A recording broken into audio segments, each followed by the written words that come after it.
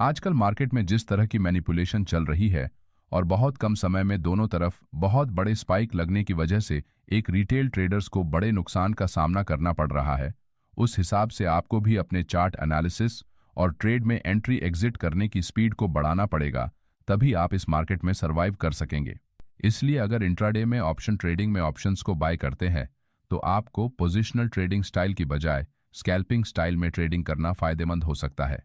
अब क्योंकि स्कैल्पिंग में आपको बहुत फास्ट ट्रेड एग्जीक्यूट करना पड़ता है और उतनी ही जल्दी उस ट्रेड से प्रॉफिट लेकर बाहर भी निकलना पड़ता है, इसलिए आपको छोटे टाइम फ्रेम में ट्रेडिंग करने की आवश्यकता होती है। क्योंकि अगर आप बड़े टाइम फ्रेम में स्कैल्पिंग करने की कोशिश करेंगे तो आपको बड़े स्टॉप लॉस लगाने पड़ेंगे और उसी हिसाब से टारगेट भी रखना होगा, जिससे आपका रिस्क टू रिवॉर्ड रेशियो बिगड़ जाता है। इसलिए आज हम छोटे टाइम फ्रेम यानी कि 1 मिनट की टाइम फ्रेम में आप किस तरीके से छोटे स्टॉप लॉस के साथ ट्रेड में एंट्री कर सकते हैं, इसकी कुछ महत्वपूर्ण टेक्निक्स को समझने वाले हैं। लेकिन इन टेक्निक्स को समझने से पहले हमें यह भी ध्यान में रखना होगा कि हम 1 मिनट जैसे छोटे टाइम फ्रेम में स्कैल्पिंग करने वाले हैं, इसलिए यहां आपको बहुत बार गलत जगह फेक ट्रेड एंट्री सिग्नल भी चार्ट पर दिखाई दे सकते हैं और रिटेल ट्रेडर बड़ी आसानी से इन सिग्नल्स पर ट्रेड करके बार बार ट्रेड में एंट्री और एग्जिट कर सकता है, जिससे अगर एक ट्रेडर दिन में कम से कम 5 बार भी ट्रेड करता है तो उसे सिर्फ ब्रोकरेज के लिए 20 रुपए पर एग्जीक्यूटेड ऑर्डर के हिसाब से लगभग 100 रुपीज एक दिन के और एक महीने के 20 ट्रेडिंग सेशन के हिसाब से 2000 रुपीज और साल के लगभग 24,000 देने पड़ेंगे। और अगर आप एक दिन में 10 बार ट्रेड करते हैं तो आपको एक साल में 48,000 रुपए सिर्फ ब्रोकरेज के लिए देने होंगे, जो कि एक रिटेल ट्रेडर के लिए बहुत ही बड़ी रकम होती है। लेकिन वही अगर आप रुपये बचाना चाहते हैं तो नीचे डिस्क्रिप्शन में दी गई लिंक से अकाउंट ओपन कर सकते हैं। चलिए अब हमारे वीडियो में आगे बढ़ते हैं। Scalping technique number 1, find double top and double bottom pattern. Double top और डबल बॉटम चार्ट पैटर्न सबसे असरदार ट्रेड एंट्री पैटर्न माने जाते हैं, क्योंकि इन पैटर्न्स के जरिए आप उस लेवल या फिर एरिया में बायर्स और सेलर्स का क्या माइंडसेट है इसे पता लगा सकते हैं। जैसे कि यहाँ मार्केट में हायर लेवल्स पर सेलर्स द्वारा सेलिंग प्रेशर बढ़ाने की वजह से प्राइस नीचे आती तो है, मगर लोअर लेवल को ब्रेक नहीं कर पाती और यहां से फिर से रिवर्स हो जाती है। इसका मतलब यहां लोअर लेवल्स पर बायर्स प्राइस को नीचे नहीं जाने देना चाहते। प्राइस को ऊपर आता हुआ देखकर प्राइस जैसे ही अपने प्रीवियस हाई के पास वापस आती है तो एक बार फिर से फ्रेश सेलर्स मार्केट में एंटर होते हैं और प्राइस को एक बार फिर से नीचे पुश करते हैं। लेकिन इस बार भी बायर्स नीचे से बाइंग प्रेशर को बढ़ाते हैं, जिससे प्राइस यहां से फिर से ऊपर निकलने की कोशिश करती है। अब क्योंकि इस पॉइंट पर सेलर्स पहली बार और इस पॉइंट पर फिर से दूसरी बार सेलिंग करते हैं, लेकिन फिर भी मार्केट को नीचे ले जाने में कामयाब नहीं हो पाते।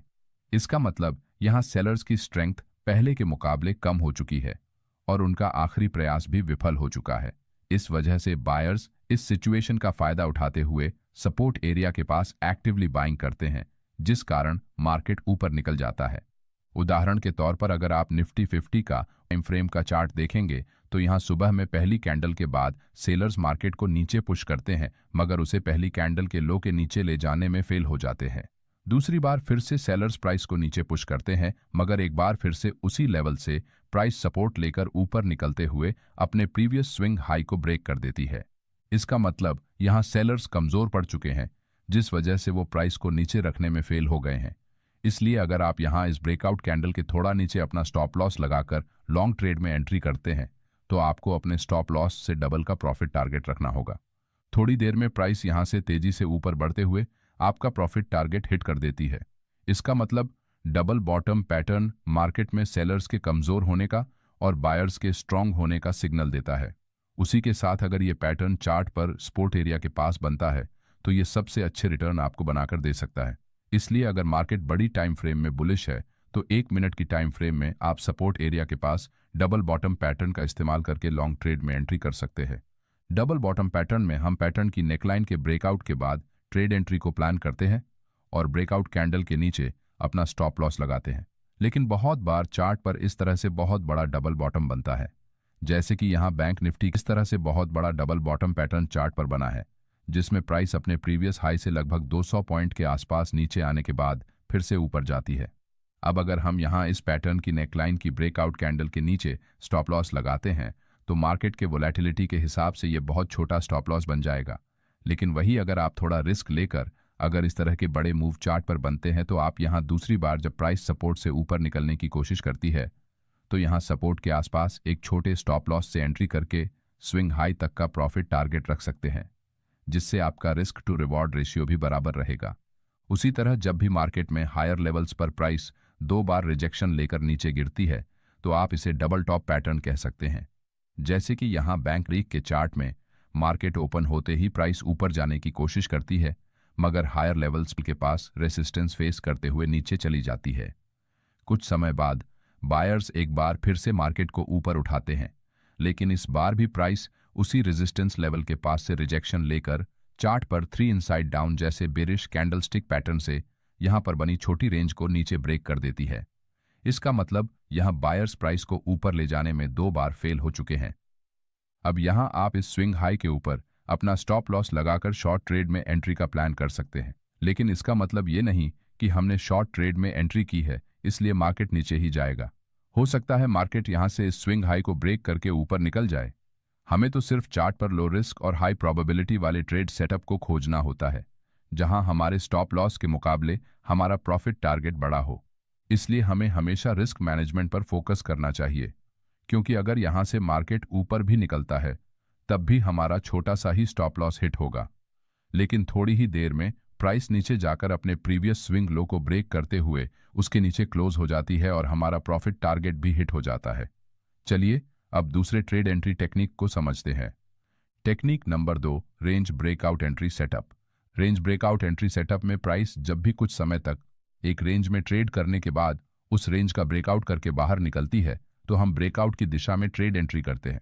बहुत बार प्राइस चार्ट पर अलग अलग रेंज बनाती है, जैसे कि यहां प्राइस एक ही सपोर्ट लाइन के पास से सपोर्ट लेकर उसी एरिया में ट्रेड कर रही है।